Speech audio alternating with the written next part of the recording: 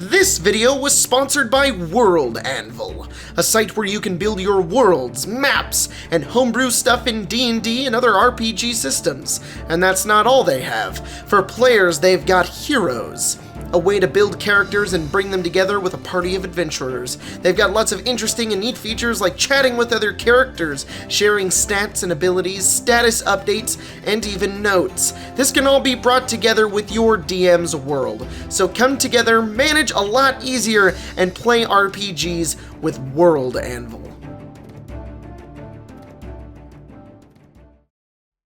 So you're gonna make a character, huh? You're gonna play Dungeons and Dragons, and you're like, how the heck does any of this work? There's so many numbers, and someone mentioned a monk and a tiefling, and I thought this had to do with the devil, not the Buddha, and why are we flinging tea? Don't worry, I'm here to help you, and guide you down the path of your life being consumed by D&D. In case you didn't already know, Dungeons & Dragons is a role-playing game where you play a character with magic and abilities that are in our typical fantasy books, movies, video games, and TV shows, and go on adventures with other characters with magic and abilities. Your general statistics as a person are determined by numbers that affect your dice rolls. You roll dice to typically do anything in this game, at least the things that require a challenge, and you, your friends, will delve into dungeons, slay dragons, and acquire loot, and determine the value of a life by weighing the difference between 99 people or 3 children. Don't worry, it's just a game. The choice is yours. Plus other stuff. This video is meant to be a simple, bare-bones, broken-down explanation of how to get started and make a character. And I literally mean that. I'll be using forms of humor to skip over lots of the details for your sake of understanding, so if you want more details, read the book! This video is going to be so bare bones, it'll be vulnerable to bludgeoning damage. Anyways, let's get started. Here's how to make a character. Just a disclaimer, D&D has a lot of source books that increase your options for races, classes, backgrounds, etc. In this video, I'll only be detailing the player's handbook for simplicity.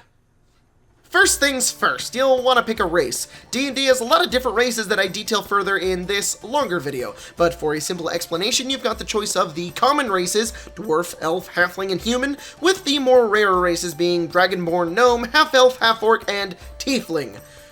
What the heck are all of these races? Well, D&D is a magical world with lots of different creatures and monsters, so your origin as a person can be any of these fine beings. Depending on which one you pick will lead to some bonuses to your abilities along with some other neat things, like being able to see in the dark or knowing some spells because you're a magical boy. For example, tieflings get a +1 to intelligence and +2 to charisma, so you want to note that for now because it's going to come up again later. But for now, pick the one that sounds the most interesting to you. They all have their quirks and walks of life, and if you're at a loss, humans are always a simple and easy choice. I personally love playing humans, so take that, D&D community. Classes!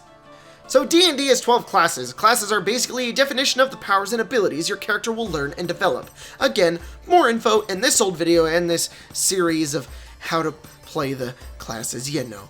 They can be a bit overwhelming, but I recommend taking each bit of information one at a time. Some classes are a bit more complicated than others, and you might want to take the time to read them over if you're getting serious about it. If your game is simply starting at level 1, then it shouldn't be too much of a problem. For classes, we've got Barbarian, Bard, Cleric, Druid, Fighter, Monk, Paladin, Ranger, Rogue, Sorcerer, Warlock, and Wizard. That's right! You can be a magic-wielding wizard, Harry Potter, even though good old Harry P is probably a sorcerer.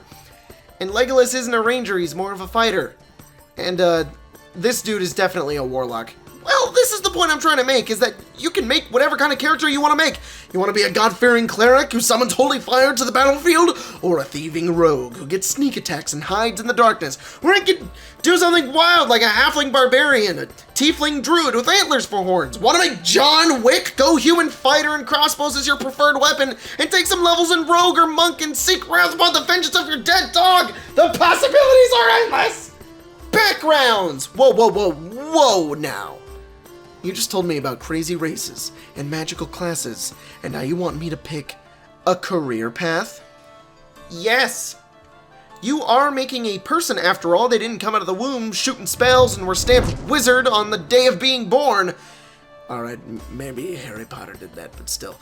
No, your character has had a life, family and friends, and of course, a job and background. What kind of person are they? Typically, you'd want to pick a background that fits best with your race and class pretty well, like a tiefling rogue criminal.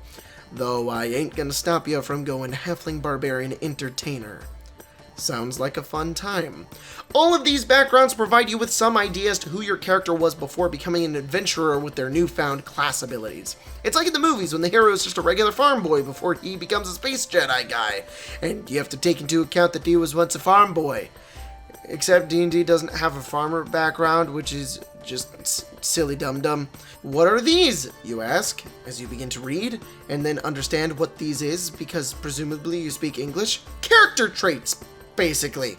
Personality traits, ideals, bonds, and flaws. 4 little things that you can use to give your character some life. The book provides you with a bunch of little quirks for your character to follow after and believe in. You can randomly roll, pick, or make them up. Either way, these are great ways to further develop who your character is.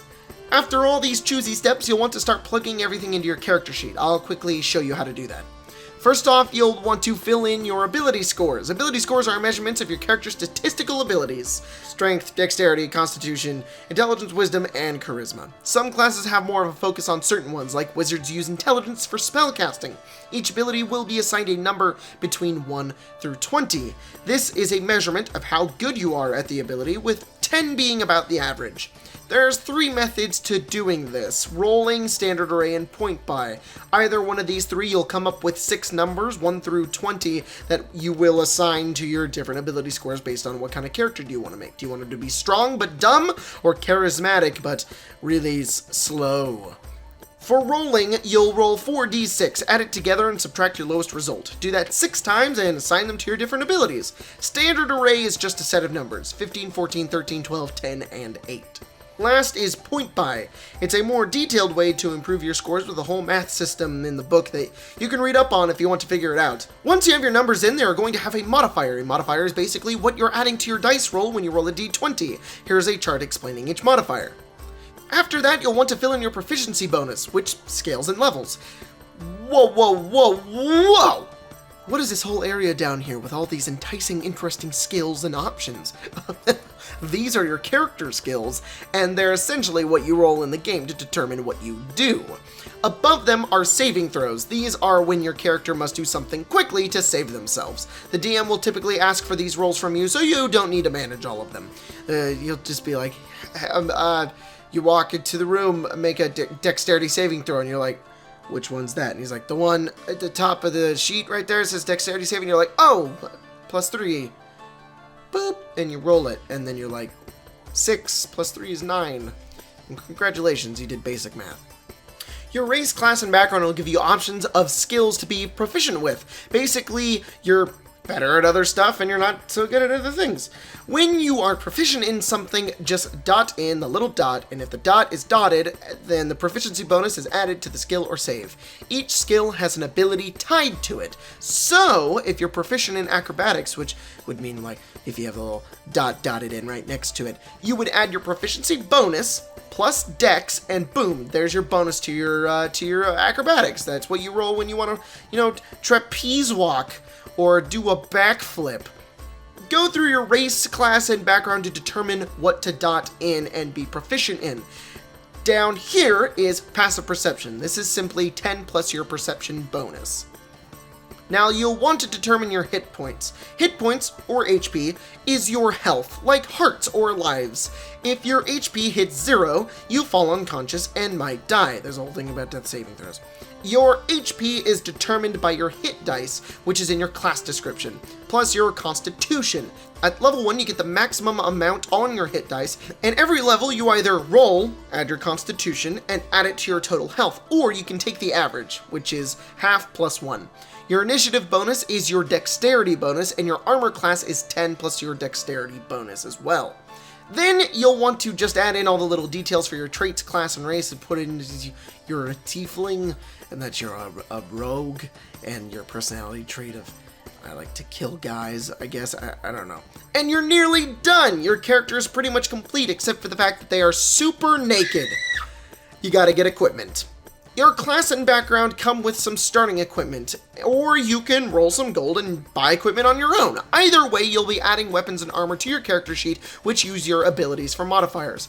Armor will increase your armor class, which is how hard it is to hit you, and weapons will have a bonus, much like skills that allow you to hit, along with dice that determine its damage. Nearly done. You'll want to make sure to pick your spells. If you're playing a class with spells, you'll have a limited number that you can pick from, along with spell slots that act as energy or mana that you use to cast your spells. If you run out of slots, you can't cast any more spells. Cantrips, however, are freebie spells that are a lot weaker, but you can cast them as many times as you want. Pick your spells, and adventurer, you are pretty much complete. This long, confusing, and arduous journey has brought you here. Your character. Write a backstory and get ready to set off into the lands of Dungeons and Dragons to experience adventures. And if you die, you can just do this whole process over again. Good luck out there!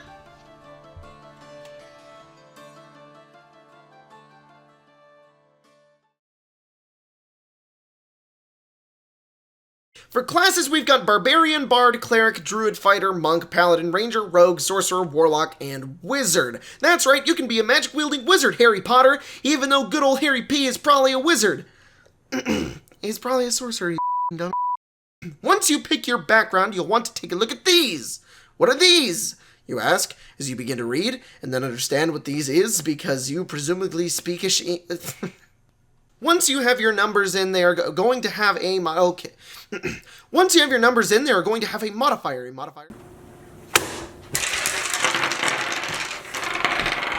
I have 1,000,000 hit points, and his name is Poopy Bob, and he's 80th level mystic.